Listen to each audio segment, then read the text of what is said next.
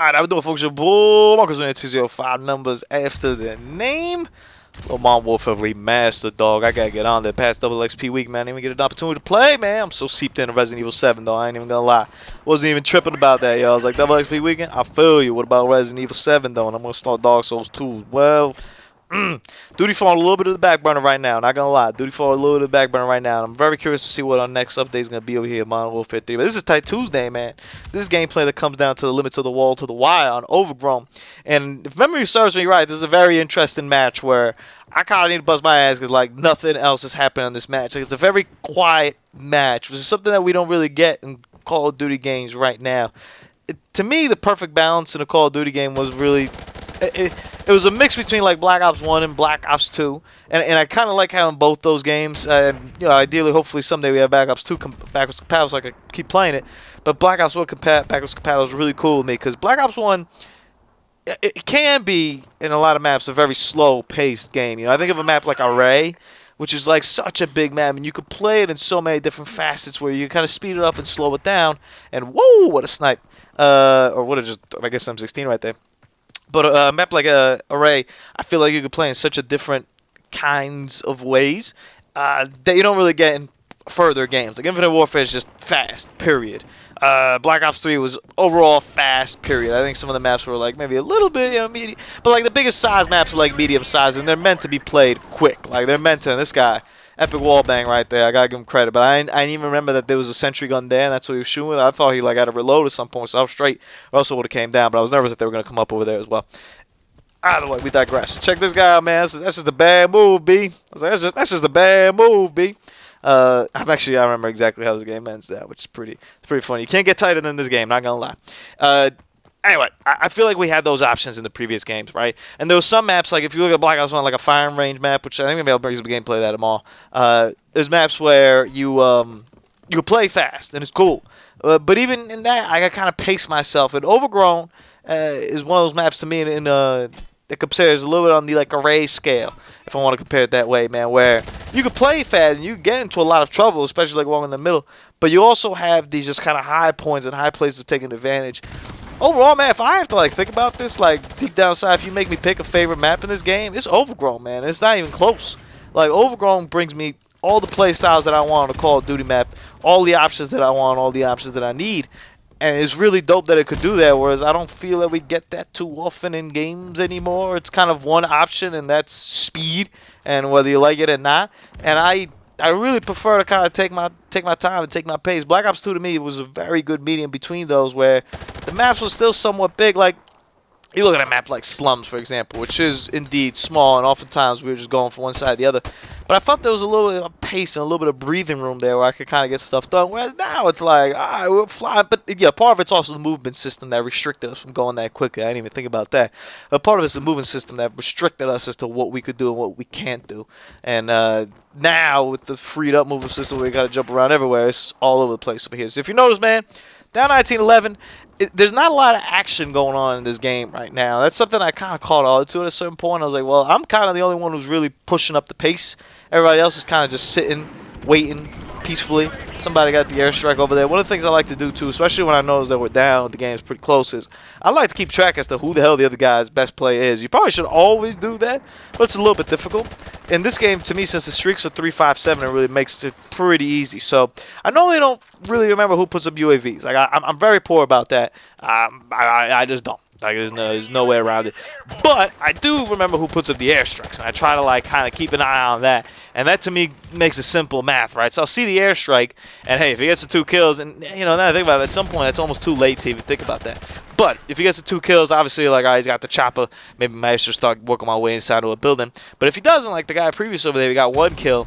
That keeps me an eye out. I'm like, all right, listen, I don't know where this cat is, but if I happen to run into this dude, I got to make sure we put this guy down, or else like we setting ourselves way back. 15-26, I'm trying this long-range balance. Man, managed to sneak around here. There's a couple of angles to play that side. I ended up throwing a nade. If you're ever in desperation like that, man, I would always recommend... Whoops, microphone falling all over the place. I would always recommend just chucking a nade, man. Not like a crazy desperation nade, but like, you got time to cook it. You're going to die, so you might as well like do something productive with it. So just cook it. wait, play peacefully, stun check over there, throw the nade, and make sure to see if there's anybody over there. See this dot over here, which I wasn't 100% sure where the hell he was. We call radar. Now we're grooving. 21-28 over here. We got like a full squad. They got a full squad with this match. We've kind of been up and down. I'm a little bit confused by that dot ahead of me. I'm not exactly sure where it is. And then I kind of thought to myself, like, oh, it must be outside. But by the time I get there, not really worth it. So I'm coming up bridge side. I see these two dots over here. I like playing this little spawn thing because most people just kind of run out in the open here. These guys don't seem to want to join that club. Or they go bridge side. And I feel like I have some like good angles as to how to play this. So I see a dot over there. I'm pushing. I'm looking. Bring my gun up. Confused. Don't know where he is. He pushed up already. And honestly, I was a little bit surprised. Like, man, this guy's covering some ground. Teammate managed to pop him from the other side, I think. I'm like, all right, cool. Word. That. I never really come out here straight up down the middle too often. Sometimes I'll do, but most of the time I don't. I like to come up here.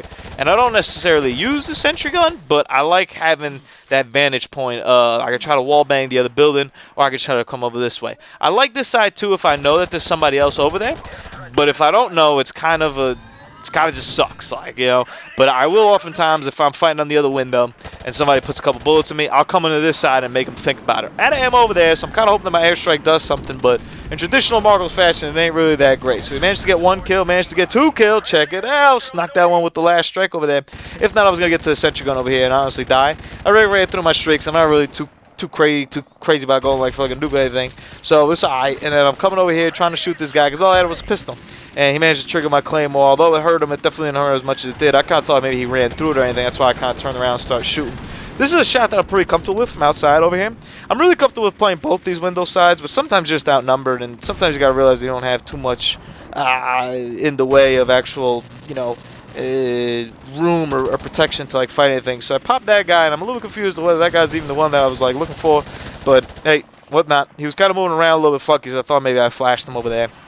I always try to throw a flash. I always throw a grenade up onto this window, man, whenever I'm coming out from the outside.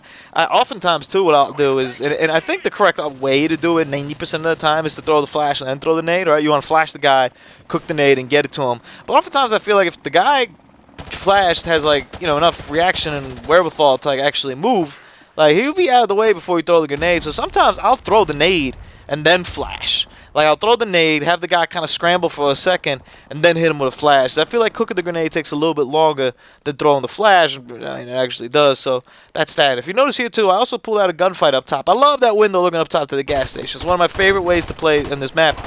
But that guy had me before. Like, there was no doubt about it. And, it's something that I try to prioritize in this game, because you die pretty quickly in this game. But you don't get a lot of life in these Modern Warfare games, so you gotta dip out, man. And I'm over there just shooting kind of blind, and it may be a waste of bullets, it may not, I mean, but I'm more so just trying to gauge as to where that guy could have been, see if I could have got a nice little wall bang over there. Got myself a little MP5, got myself, or MP5, MP7, MP5, try to get those last bullets over there, boom, got him, long shot. And at this point, I'd kind of lost track as to where I was in terms of my streaks or anything, so I'm just trying to play it a little bit safe. What I really want to do is push up in there, but I can't. See somebody flipped over to the gas station spawn, get my ass back inside, because I ain't no business fighting that one. That guy had me beat. I barely saw him. I didn't really know where he was. But now I'm starting to get a little bit greedy here. I'm looking. I don't see that he popped out, so I'm a little bit nervous that he might know where I am. Pull back in. Get hurt, pull back in severely. And I come all the way down to these stairwells. Partially because it's a little bit of a sneaky spot if somebody else is coming to there. And the other thing is I just want no part of any wallbang or random ass things. So I'm trying to think as to how I'm going to play this. But I see this dot out here and I'm like, man, I can just get this guy, man. I don't even got to worry about that. Boom, got myself a bloodthirsty. And I'm looking for a better weapon at long range. And then I'm looking. I'm trying to figure out where the hell could they be. We don't have a radar over there. It may have been in my best interest, honestly, to not call anything, but I'm pretty greedy about that. So I managed to get one airstrike. I mainly just looked as to where we were and tried to bank as to where they could have been. Looking outside the window in case somebody just came and bum rushed. I'm hoping that they're like right behind me. I think this is a pretty good spot for them to spawn, but I'm not seeing anything. And I'm trying to wait. I'm trying to be patient. I heard this guy drop on him, pop him in the dome, get myself another kill streak. 56-51. So if you notice, I put back-to-back choppers over here. But we took the lead. We were down for like a while, but like we still haven't really pushed too far up.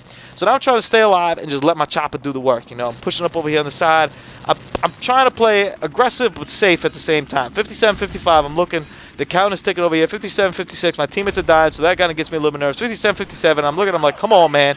So I'm trying to see, and then when my guys spawn over there in the gas station, I realize we're in trouble. So I ain't got nobody else over there. Pop this guy over here who somehow missed the knife. That's a godsend. 60-58. We take a 2 lead over here.